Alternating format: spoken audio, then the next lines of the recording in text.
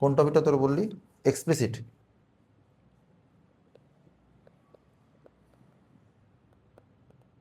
Implicit explicit conversion.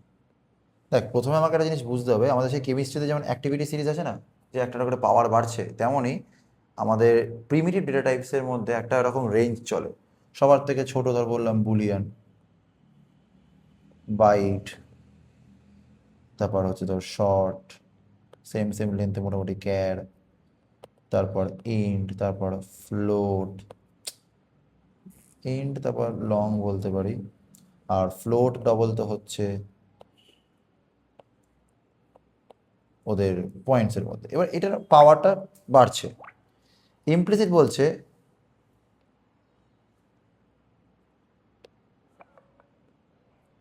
Small to large, মানে এটা কি ডেটা টাইপ, এটা স্মল আর ডেটা টাইপ থেকে লার্জ আর ডেটা টাইপের মধ্যে কনভার্ট করছি। এক্সপ্লিসিট হচ্ছে লার্জ টু স্মল, উল্টো, মানে কম্প্রেস করছি।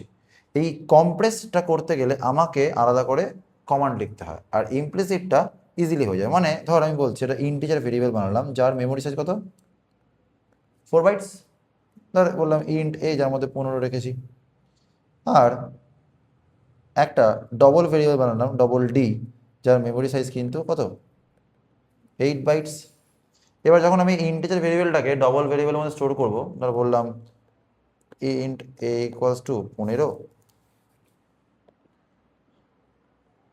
Double d equals to a, int a equals to 15, double d equals to a, কী হলো, এই 15টা ডিতে যখন স্টোর হতে গেল তখন কি কিন্তু ও 15.0 হয়ে গেল। ভ্যালু চেঞ্জ হচ্ছে না, বাট ওর একটা বড় ঘরে ও জায়গা পেলো। স্টোরেজ ক্যাপাসিটি ছোটো ঘর থেকে বড় ঘরে থাকলো, একটা ছোটো অ্যাকুইরিয়াম থেকে একটা বড় অ্যাকুইরিয়ামে গেল। তো এই যে চেঞ্জটা, এটা কম্পিউটার ইন্টারনালি করতে পারে, কম্পিউটার ইন্টারনালি পারে, তাই জন্য এইটাকে বলা হয় আমাদের, বাজেভাবে লিখলাম সরি,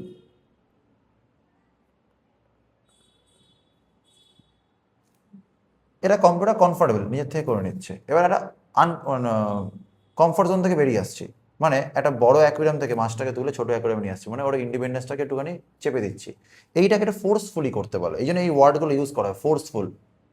সেটা হচ্ছে নাকি আমাদের এক্সপ্লিসিট কনভার্সন। ঠিক আছে, এটাকে ফোর্সফুল অ্যাটেম্প্ট বলা হয়। তো সেখানে ধর বললাম ডবল এ ইকুয়ালস টু 15.6, এখানে কিছু কম্প্রোমাইজও করতে হয়। আমাদের যেমন একটা অ্যাকুয়ারিয়াম একটা মাছকে তার কম্প্রোমাইজ বলতে গেলে ইন্ডিপেন্ডেন্সকে কম্প্রোমাইজ করতে হয়, এখানে পয়েন্টের ভ্যালুটা কম্প্রোমাইজ হবে। ধর বললাম ইন্ট এক্স ইকুয়ালস টু, ব্র্যাকেটে ইন্ট লিখে আমি এ লিখলাম। এই যে 15.6 যেটা বড় অ্যাকুয়ারিয়ামে ছিল, সেটা কিন্তু একটা ছোট অ্যাকুয়ারিয়ামে চলে এলো, যেখানে ও 15 থাকতে বাধ্য হলো, এবং এই বাধ্য করার জন্য এই লেখাটা আমাকে লিখতে হলো। এবং এইটা আমি আগেই বললাম forceful, forceful approach. So it is my explicit conversion, মানে ওপর থেকে নিচে এলে অটোমেটিক এক্সপ্যান্ড করছি, মানে এটা জেনারেলি ইমপ্লিসিট যাচ্ছে, নিচ থেকে উপরে গেলে কিন্তু আমার এক্সপ্লিসিট হচ্ছে। ঠিক আছে, তাহলে ইমপ্লিসিটে যদি কিছু এক্সাম্পল আমি দেখি, আচ্ছা এক্সপ্লিসিটটা লিখে নে,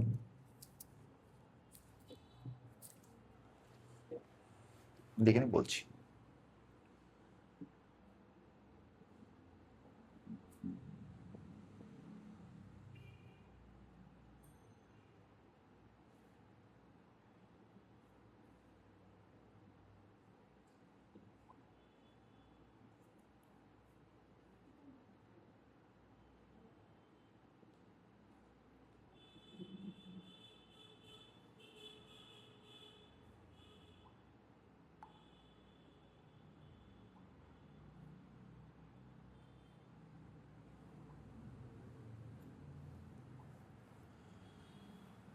ওকে, আচ্ছা তাহলে কি কি টাইপের এক্সাম্পল হতে পারে, ধর বললাম আমি ক্যারেক্টার থেকে ইন্টিজারে যাচ্ছি, ইন্টিজার থেকে ফ্লোট বা লং বা ডবলের দিকে যাচ্ছি, এইগুলো examples of implicit conversion commonly যেগুলো পরীক্ষায় আসে। এক্সপ্লিসিট ঠিক উল্টোটা, ইন্টিজার থেকে আমি ক্যারেক্টারে কনভার্ট করছি, মানে যেটা ওই অ্যাস্কি কোডের গল্পটা ছিল, বা ফ্লোট, লং, ডবল থেকে আমি এবার ইন্টিজারে ব্যাক করছি। তো এরকম এগুলো কিছু কমন এক্সাম্পল, মানে এটা উল্টোটা জাস্ট। ইন্টারনালি কম্পিউটার করতে পারছে, কম্পিউটার করতে পারছে না। এই হলো ইমপ্লিসিট আর explicit conversion. Next doubt. Escape sequence, ও ঠিক আছে, ব্র্যাকেটে লিখতে হচ্ছে না, কম্পিউটার নিজের থেকে ও ম্যানেজ করে দিচ্ছে, ও বড় অ্যাকুরিয়ামে নিয়ে চলে আসছে। নেক্সট, এসকেপ সিকোয়েন্স জিনিসটা আমাকে বুঝতে হবে।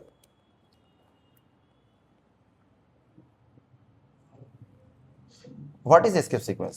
একটা special type of character, it's a special, এই ক্যারেক্টারটা একটা স্পেশাল কাজ আছে, মানে it is something like this and so on. It is associated with a backslash. And আমি জানি ক্যারেক্টার মানে তো একজন ব্যক্তি থাকবে, দেখ এখানে দুজন আছে, একটা ব্যাকস্ল্যাশ, একটা সিম্বল, মানে একটা কোনো অ্যালফাবেট।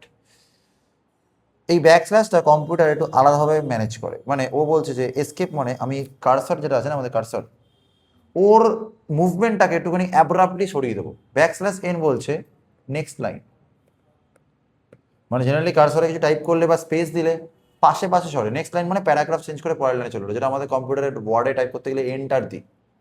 ব্যাকস্ল্যাশ এন ওই ইমাজিনারি এন্টারের কাজটা করছে, এন্টার ক্লিক না করে এটাকে অ্যাপ্লাই করলে পরের লাইনে চলে আসে।